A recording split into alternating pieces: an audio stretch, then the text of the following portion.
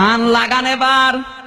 عن أبي هريرة رضي الله تعالى عنه قال قال النبي صلى الله عليه وسلم ستفترق أمتي 73 فرقة كلهم في النار إلا واحدا قالوا من هي يا رسول الله صلى الله عليه وسلم قال ما أنا عليه وصحابي رواه الترمذي কান লাগান মোবাইল নবীজি বলেন আমার উম্মতের ভেতরে অতি শীঘ্রই ৭৩টা দল হবে। বক্তব্যের আগে নবীজি সিন দিয়েছেন সাতাফতারিকু উম্মতি, এক আলিফ টান আছে। আমার উম্মত বলতে আমরা বুঝি ইহুদি, খ্রিস্টান, বৌদ্ধ, হিন্দু, মুশরিক, এরা নবীর উম্মত। আরো জোরে, জোর হলো না, আর একবার জোরসে বলেন। নবীর উম্মত তারা যারা নামাজ আদায় করে, আল্লাহকে বিশ্বাস করে, নবীকে নেতা মানে। কথা বলেন না কেন? নবীজি বলেন আমার এই উম্মতের ভেতরে ৭৩টা দল হবে। কুল্লুহুম ফিন্নার, প্রত্যেকটা দল যাবে জাহান্নামে। ইল্লা ওয়াহিদা, একটা মাত্র দল বাদ দিয়ে। সঙ্গে সঙ্গে সাহাবীরা প্রশ্ন করলেন, হে নবী, ওই একটা দলের লোক কারা? নবীজি তাদের পরিচয় দিতে গিয়ে বলেন মানা আলাইহি ওয়া সাহাবী। যাদের চিন্তা চেতনা, যাদের সৌরাত সিরাত, যাদের কর্মকাণ্ড, যাদের পদ্ধতি সবকিছু আমি নবী এবং আমার সাহাবীদের সাথে মিলবে, তারাই শুধু জান্নাতে যাবে, বাকি ৭২ দল যাবে জাহান্নামে। আমার বন্ধুগণ, এখানে একটা বিষয় চিন্তা করার, নবীজি কিন্তু উম্মতি বলে এক আলিফ টান দিয়েছেন। আমার উম্মত বলতে ইহুদি, খ্রিস্টান, বৌদ্ধ, হিন্দু, মুশরিক সব আগেই বাদ। বাংলাদেশে আমরা ৯৬% মুসলমান যারা, তারাই নবীর উম্মত। কথা বলেন না কেন? বাকি ওই ৪% ওরা বাদ। এই ৯৬% মুসলমানের ভেতরে কাতার হবে ৭৩টা। কয়টা? প্রতিটি কাতারের লোক যাবে কোথায়? এখন আমাদের চিন্তার বিষয় এটা যে আমরা আবার ওই ৭২ কাতারে আছি কিনা, নাবি আবার ওই একটা কাতারে আছি। হাদিস গবেষণা করে যেটা পাওয়া যায়, নামাজ পড়ে, রোজা রেখে, হজ করে, যাকাত দিয়ে, দাড়ি নিয়ে, টুপি নিয়ে, পাগড়ি নিয়ে অনেককে আল্লাহ জাহান্নামে দেবে। কাদেরকে দেবে? যাদের চিন্তা চেতনা, যাদের সৌরাত সিরাত, যাদের কর্মকাণ্ড আল্লাহর নবী এবং সাহাবীদের সাথে মিলবে না। আপনি দল করেন রাজনৈতিক ভাবে, আমি নিষেধ করছি না। বিবেকের কাছে প্রশ্ন দিলাম,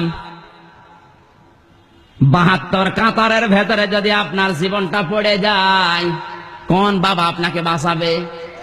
কথা বলছেন না কেন? দুনিয়াতে যত নবী আল্লাহ পাঠিয়েছেন, ইবাদত নিয়ে কোন নবীর ভেতরে সমস্যা দেখা যায়নি। হযরত আদম নবী যখন এসেছিলেন দুনিয়ায়, মুসা নবী ছিলেন। মুসা নবী যখন ছিলেন, হযরত ইব্রাহিম নবী ছিলেন। ইব্রাহিম যখন এসেছিলেন, দাউদ নবী ছিলেন। দাউদ নবী যখন ছিল, হযরত ঈসা নবী ছিল। বিশ্ব নবী যখন ছিল, অন্য কোন নবী ছিল। এর সাথে আরেক নবীর দেখা হয়নি। এরকম হাজার হাজার নবী দুনিয়া থেকে বিদায় নিয়েছে, এক নবীর সাথে আরেক নবীর নামেরও মিল নেই। কি? তাদের সময় আলাদা, নাম আলাদা, কিন্তু দাওয়াত আরো জোরে, আরো জোরে। দাওয়াত কিন্তু সবাই এক দাওয়াত দিয়েছে, ইয়া কওমি ইবুদুল্লাহা মা লাকুম মিন ইলাহিন গায়রু। হে আমার জাতির লোকেরা, ইবাদত দরকার। জোরে বলেন। কোন নবী কি বলেছে ইবাদত আমার করো? প্রত্যেকটি নবী বললেন ইবাদত করো আল্লাহর। এজন্য কোন সমস্যা, ভেজাল তাদের ভেতরে ছিল না। কিন্তু আজ আমরা বাংলাদেশে সব এক সময় আছি, একই কোরআন, একই হাদিস, একই নবী, আল্লাহ একজন, কিন্তু আমাদের ইবাদত হয়ে গেছে হাজার রকম। এই দেশে যারা ইবাদত করছে এবার তাকান, চরমনাসে ইবাদত করে 8 রশির সাথে মেলে না। 8 রশি যে ইবাদত করে ফুরফুরার সাথে মেলে না। ফুরফুরা যে ইবাদত করে মাছ ভান্ডারের সাথে মেলে না। মাছ ভান্ডার যে ইবাদত করে জামাত ইসলামের সাথে মেলে না। জামাত ইসলাম যে ইবাদত করে আওয়ামী লীগের সাথে মেলে না। কথা বলছে না কেন? কারো ইবাদত আর নিজের মিল আছে, এক একজনের ইবাদত এক এক রকম। এইটাই চিন্তা করার বিষয় যে ইবাদত কেন আলাদা? নবী এক, কোরআন এক, আল্লাহ একজন, কিন্তু ইবাদত এত রকম কেন? চট্টগ্রাম বিভাগে গিয়েছিলাম, মাছ ভান্ডারের লোকজন ইবাদত করছে, নারী আর পুরুষ এক জায়গায় ঢোল পিটায় আর লাফায়। যুবতী মেয়ে মাথার কাপড় নেই, দেয় না, বুকের কাপড় পরে যায়, ধরে না। যুবক ছেলে মোবাইল পড়ে যাচ্ছে, ধরে না। মানি ব্যাগ পড়ে যায়, ধরে না। জিকির করছে লা ইলাহা ইল্লাল্লাহ।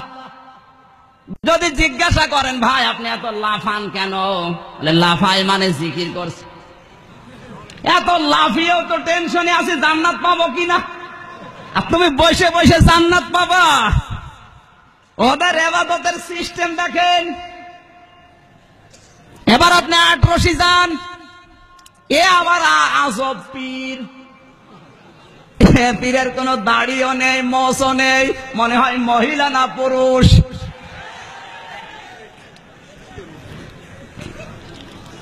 আপনার বিবেকের কাছে প্রশ্ন করছি, 8 রশির মুরিদ যারা হয়েছেন, আমি নিষেধ করি না হন, কিন্তু কোরআন এবং হাদিসের সাথে, নবী এবং সাহাবীদের সাথে আপনাকে মিলাতে হবে।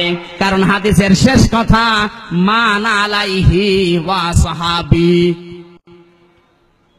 এক কাতারে যদি থাকতে চান অবশ্যই নবী এবং সাহাবীদের সাথে আপনার মুরিদ হওয়ার মিল থাকা লাগবে। নবীজি এবং সাহাবীদের জীবনের সাথে যদি মিল না থাকে, 8 রশি কেন 15 রশির মুরিদ হলেও আপনাকে কিন্তু 72 কাতারেই থাকা লাগবে।